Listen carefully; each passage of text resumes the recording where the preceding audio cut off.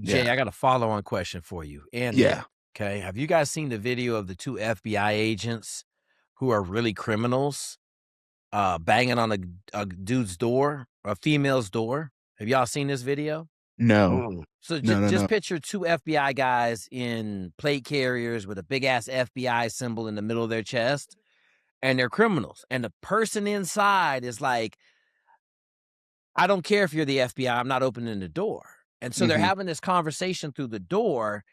And since Aaron and so Nick, maybe like 2 years ago, Jay, Aaron, we were all talking about this same deal, like not opening the door for nobody, right? And so Mm-hmm. Mm-hmm. I got the same situation in my house. We don't open the door for nobody. I don't give a Facts. shit, right? Me Like too. Yep.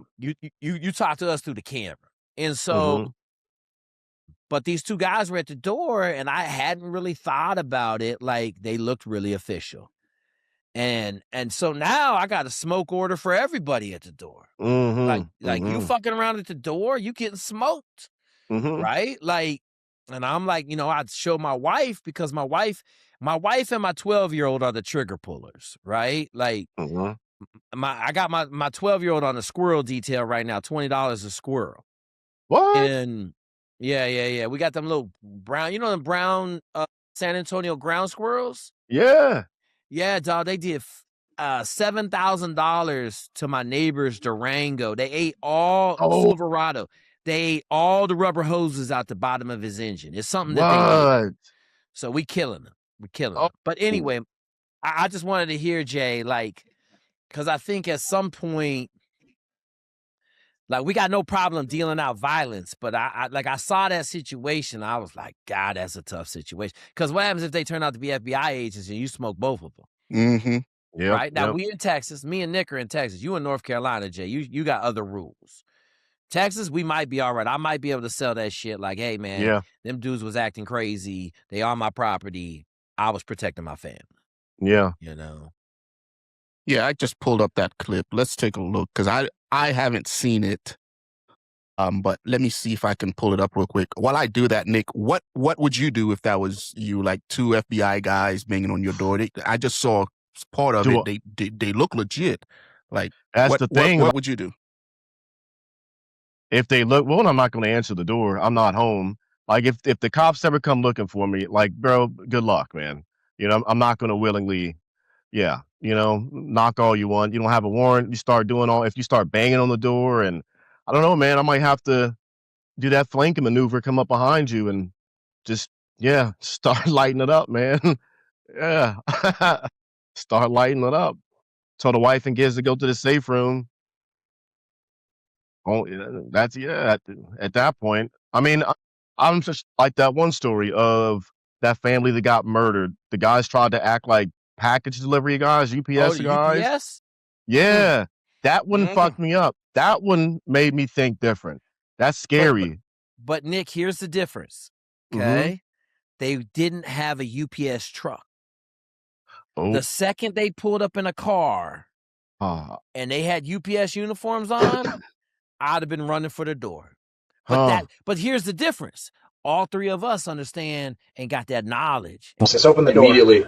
We don't have time for this. We have reason to believe there are illegal firearms in this residence. Open this door. We're coming in. You have 30 seconds to open this door before we breach it. Final warning. We understand. Two men in what appeared to be FBI tactical gear stood at the front door of the Martinez family home at 2 p.m. on a Saturday afternoon. They wore dark uniforms with FBI emblazoned across the chest, carried what looked like service weapons, and spoke with the commanding authority of federal agents executing a warrant. Everything except the fact that they weren't FBI agents at all. They were criminals who had perfected the art of impersonating law enforcement to gain access to homes they planned to rob. But what these fake agents didn't know was that behind the door they were threatening to breach stood a family that wasn't just familiar with federal law enforcement. They were federal law enforcement. Is there another clip, Jake, or was that it? As far as That's the initial. basically it. So there was an FBI Okay. agent in there. There was a Border Patrol agent in there. And then there was So a was it US a Marshal. sting? Was it a sting? No. So that's who just happened to live at this house that these two idiots decided to bang. And so the husband is the FBI agent. The daughter was the US Marshal. I think the wife was a Border Patrol agent. And so But I looked at that picture and I'm like, What do you do? I mean, I go to the same thing. Let me. I'll rip this one for you. This is a good one. So we're in New Hampshire. We're black. Okay. Mm-hmm.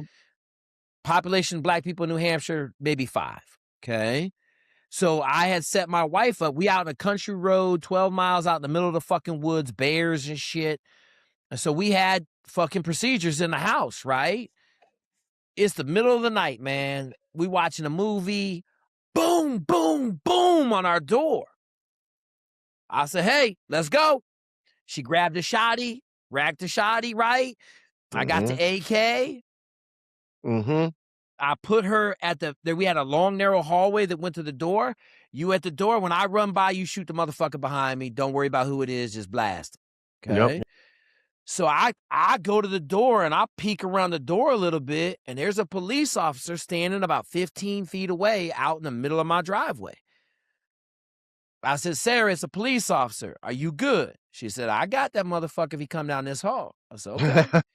So I set my gun down, and then I just cracked the door, and I was yelling through the door.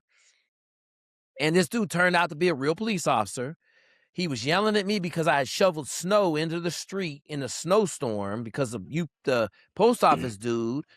So I said, hey, man, I said, what you doing? He was like, you shoveling? And he was acting a little crazy. I said, hey, bud, I need you to calm down because I'm not real comfortable in this situation. Yeah. And then he kind of calmed down. I didn't ever step out the door. I yelled at him through the door. And then as soon as I got done with the confrontation, he said, all right. He said, I just need you to go clean the snow out the street in the morning. It's dark right now. I don't want you out in the street now. I said, no problem, officer. I'll take care of it. I apologize for the problems, right? And so then I closed the door and I saw his shadow walking back to the street. So I peeked around the corner, big ass police officer, police car in my driveway. I said, okay, cool. So then I turned to go back. I said, Sarah, it's me. We're good. And I come around the corner, man. She got that gun right in that door jam, just like I had trained her, ready to roll. And so it's one of them situations where I know we not the norm, right? Like, you roll in my house, you're gonna have problems, bro. Like, oh yeah, you're gonna get shot the fuck up. Yeah. Yeah. You got Just to have a plan to take care of that body because I don't want any of you guys in jail. Hey, we're in Texas, bro. You ain't got nothing to worry about. And it's to stand your ground, baby. Yeah, stand your ground man. state. It's good to know. I mean, security rounds are coming, bro. Yeah. You can shoot somebody for graffiti. If you witness like graffiti or something, vandalism, you can get shot for that in Texas. Hey, wait, Nick. Wait, here's the best one, Jay. If you steal any of my property, no matter what the value is, and I am in pursuit of you, I'm allowed to kill you dead.